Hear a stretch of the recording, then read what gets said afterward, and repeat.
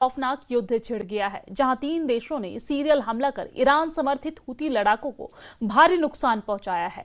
सबसे ताज्जुब की बात तो यह है कि इजराइल अमेरिका के साथ सऊदी अरब ने भी यमन में ड्रोन से भयानक हमले करने शुरू कर दिए हैं। उधर इजराइल से बदला लेने के लिए हुती चीफ अब्दुल मलिक ने नए सिरे से युद्ध का ऐलान कर दिया है। वहीं तुर्की ने ग्रेटर अरब प्लान एक्टिव कर दिया है और तुर्की के राष्ट्रपति ने 57 इस्लामिक देशों की टीम बनाकर नेतन्याहू से बदला लेने की धमकी दे डाली है। खास रिपोर्ट देखिए।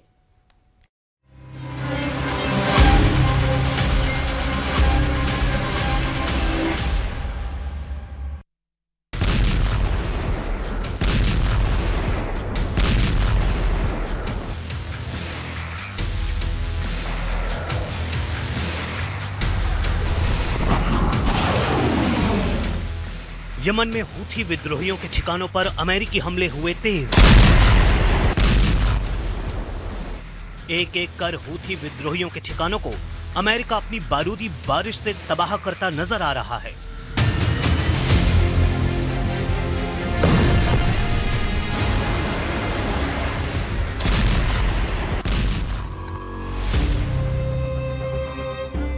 इजराइल, अमेरिका और सऊदी अरब तीनों के भयानक हमले से दहल गया यमन।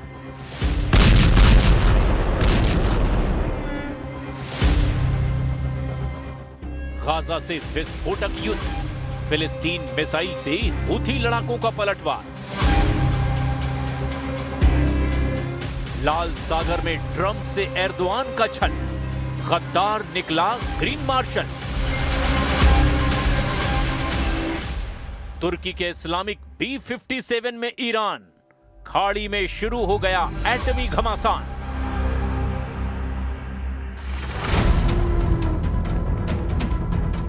गाजा से शिफ्ट होकर यमन में विध्वंसक युद्ध शुरू हो गया है, जहां 3 ताकतवर देशों ने भीषण हमला शुरू कर दिया है।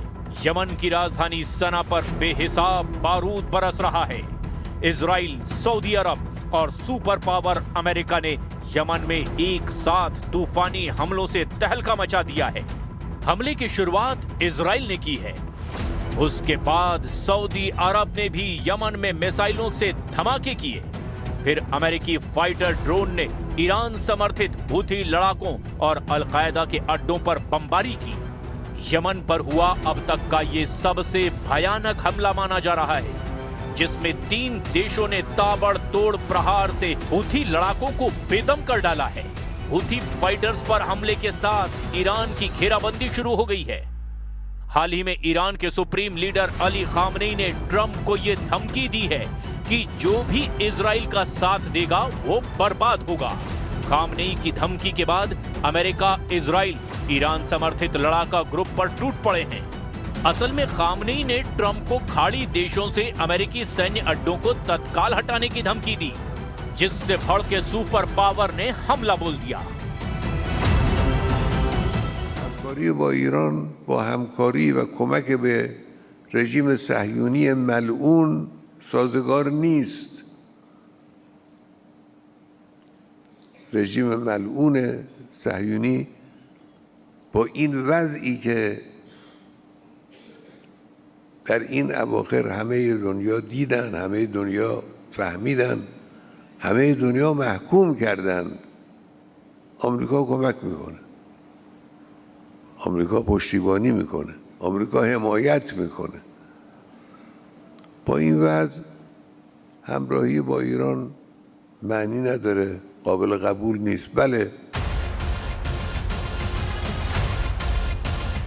इजराइल ने हूथी लड़ाकों को फिर से फोड़ना इसीलिए शुरू किया कि हूथी चीफ ने नए युद्ध का ऐलान 5 नवंबर को किया है।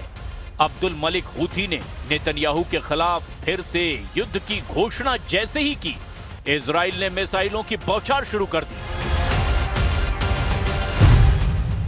इजराइल ने हूथी पर जवाबी हमला ड्रोन और मिसाइलों से किया है। इजराइल ने यमन की राजधानी सना में हूथी सैन्य मुख्यालय और हथियार गोदाम को जला डाला है। इजराइल के हमले के बाद पूरे यमन में हाई अलर्ट है। मीडिया रिपोर्ट में 50 से ज्यादा हूथी लड़ाकों के मारे जाने और 600 के करीब लोगों के घायल होने की जानकारी दी गई है।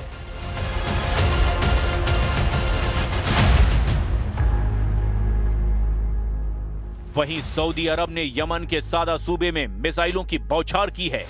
प्रिंस मोहम्मद बिन सलमान के निशाने पर भी हूथी के सैन्य ठिकाने हैं। हालांकि सऊदी के मिसाइल हमलों में हुए जान माल के नुकसान का अनुमान अब तक नहीं लगाया जा सका है।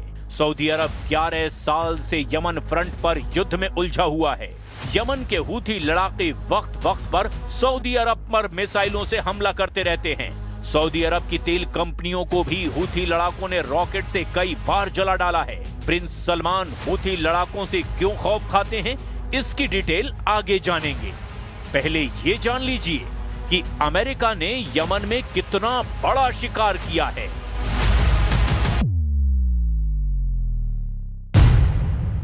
यमन मॉनिटर के मुताबिक अमेरिका ने हूथी फाइटर्स के साथ यमन में अल कायदा को लड़ाकू ड्रोन से दहला दिया है।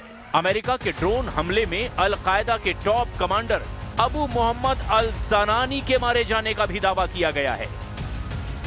हूथी और अल कायदा ने गठबंधन कर रखा है, जिससे अब दोनों ग्रुप अमेरिका के निशाने पर आ गए हैं। अमेरिका की कोशिश सऊदी अरब और ओमान जैसे हूथी के दुश्मन देशों का गठबंधन बनाकर ईरान को घेरने की है। ईरान से मोर्चा लेने के लिए यमन के जुकार आइलैंड पर सीक्रेट रनवे भी बनाया जा रहा है।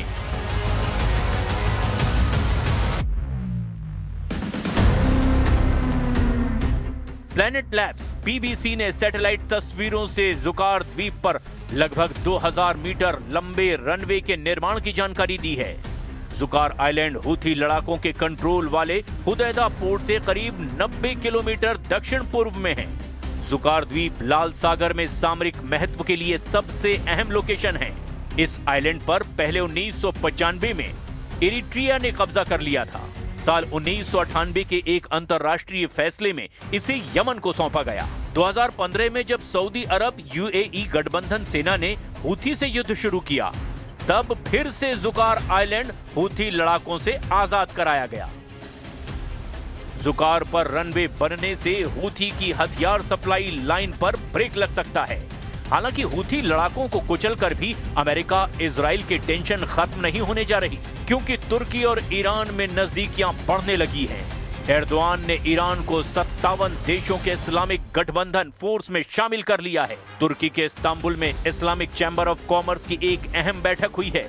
बैठक में B57+ मंच बनाने का फैसला लिया गया। इस मंच के जरिए कहने के लिए मुस्लिम देशों में बिजनेस लीडर्स तैयार किए जाएंगे, लेकिन B57 में सऊदी अरब, तुर्की और ईरान जैसे कट्टर विरोधियों का एक साथ आना इजराइल के लिए किसी मुसीबत से कम नहीं है, क्योंकि ये एर्दोआन के ग्रेटर अरब बनाने की शुरुआत भी हो सकती है। एर्दोआन ने नेतन्याहू के ग्रेटर इजराइल बनाने के जवाब में ग्रेटर अरब का जवाबी प्लान बना रखा है।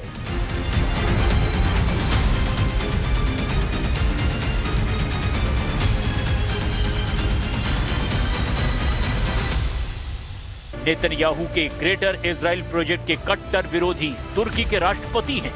एर्दोआन ने नेतन्याहू के जवाब में अपना अलग साम्राज्य बनाने का ख्वाब भी देख रखा है। एक तरफ नेतन्याहू का ग्रेटर इजराइल प्रोजेक्ट है और दूसरी तरफ है एर्दोआन का ऑटोमन साम्राज्य का ख्वाब, और इन दोनों इंटरनेशनल साजिशों को लेकर इस वक्त 2025 की सबसे बड़ी टक्कर होती नजर आ रही है। Suriye'nin parçalanmasına hangi kisveyle olursa olsun üniter yapısının bozulmasına rıza göstermeyiz. Bu konuda bir risk görürsek gerekli adımları süratle atarız.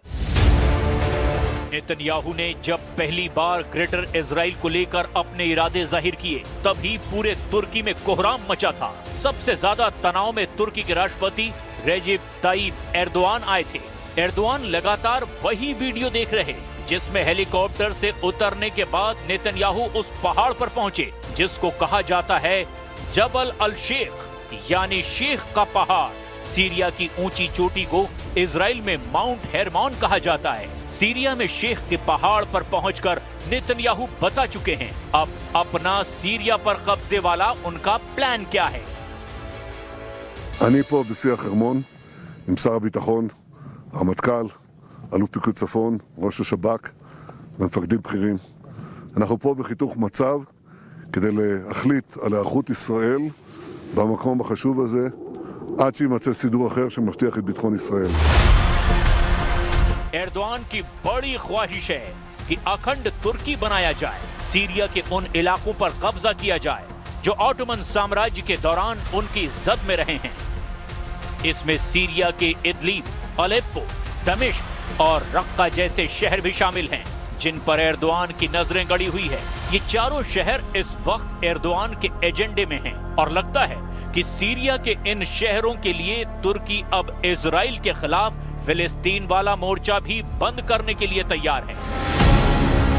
क्या एर्दोआन का ये रवैया फिलिस्तीन के सबसे बड़े समर्थक ईरान और सीरिया के बीच युद्ध करा सकता है? क्या ये युद्ध वर्ल्ड वॉर में तब्दील हो सकता है? ये सवाल बार बार अब उठने लगे हैं। तुर्की की नीयत साफ नहीं है, ये बात ईरान बहुत अच्छी तरह से जानता है। एर्दोआन अपनी पार्टी के एक सम्मेलन में ये कह चुके हैं कि पहले विश्व युद्ध के बाद अगर अलग तरीके से सीमांकन होता तो अलेप्पो, दमिश्क, इदलिब और रक्का तुर्की में होते। पहले विश्व युद्ध में ऑटोमन साम्राज्य का नक्शा देखिए। पूरा लेबनान, फिलिस्तीन, सीरिया और इराक का बड़ा हिस्सा, यहाँ तक कि पश्चिमी और पूर्वी सऊदी अरब तक ऑटोमन एम्पायर तक फैला हुआ था। इसीलिए मैप देखकर एर्दोआन की कसक रह रहकर बाहर आती है, जबकि ये नक्शा देखकर सऊदी अरब भी चौकन्ना हो गया है। Bu yıl veya bu yol tıkanır veya dinamitlenirse işte o zaman devletimizin kadife eldivene sarılı demir yumruğunu kullanmaktan da çekinmeyin. बशर अल असद की सरकार गिराए जाने के बाद सीरिया में तुर्की को दबदबा बढ़ाने का बड़ा मौका मिल गया था, लेकिन सीरिया में तुर्की का दायरा बढ़ने का सबसे बड़ा फायदा इजराइल को हुआ, क्योंकि सीरिया में सबसे ऊंचे शेख के पहाड़ पर भी नेतन्याहू के कदम पड़ गए। नेतन्याहू का ये वीडियो देखकर ईरान भी बहुत ज्यादा तनाव में आया, क्योंकि लेबनान तक उसकी पहुंच अब पूरी तरह कट चुकी है। طبیعی است که کشورهای منطقه در این روند باید کمککار باشند بدون هر گونه مداخله مخرب یا هر گونه فشار و تهدید نسبت به جریانهای فعال در سیاست سوریه.